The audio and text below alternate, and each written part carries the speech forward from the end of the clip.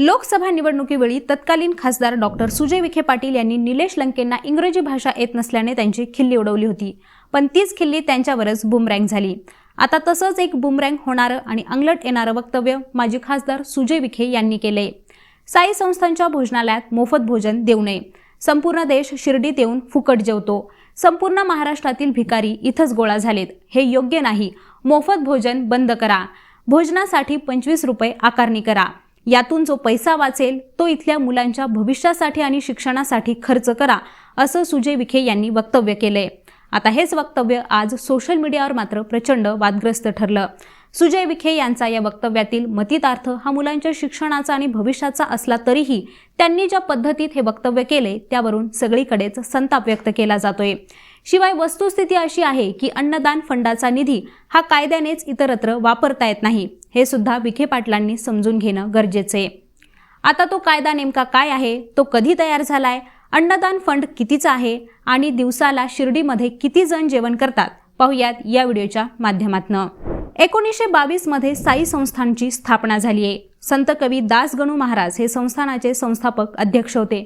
त्यांनी तब्बल 36 वर्ष अध्यक्षपद सांभाळलं। पायाला भिंगरी लावून कीर्तन आणि प्रवचनाच्या माध्यमातून साईबाबांच्या शिकवणीचा प्रचार आणि प्रसार केला। भारतीय संस्कृतीत अन्नदान हे श्रेष्ठ दान समजलं जातं। शिवाय साईबाबांनीही त्यांच्या हयातीत अन्नदानाला सर्वोच्च प्राधान्य दिलं होतं। मोफत अन्नदानाची परंपरा ही साईबाबांनीच सुरू केली। हेच ओळखून संत कवी दासगणू यांनी साई संस्थांच्या घटनेत अन्नदान फंडची तरतूद केली। शिवाय या फंडातील रक्कम ही अन्नदानाशिवाय अन्यत्र खर्च करता येणार नाही, अशी ही तरतूद केली। यातूनच सुरुवातीला भिक्षेकरांना मोफत भोजन देण्याची परंपरा सुरू झाली। पुढे साई संस्थांचे तत्कालीन अध्यक्ष सुरेश हावरे यांनी अन्नदान फंडातील वाढती रक्कम लक्षात घेऊन सगळ्यांसाठीच अन्नदान मोफत केलं।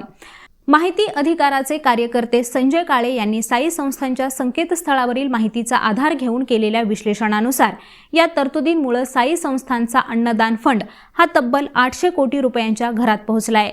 त्यावर दरवर्षी 40 ते 50 कोटी रुपयांचं व्याज मिळतं। हा सगळा निधी खर्च होतो असं नाहीये, त्यामुळे मोफत भोजन देऊन देखील अन्नदान फंडात दरवर्षी 100 कोटी रुपयांची अधिकची रक्कम जमा होत असते। आज घडीला साई संस्थांच्या प्रसादालयात दररोज 45 ते 50 हजार भाविक मोफत जेवण घेतात।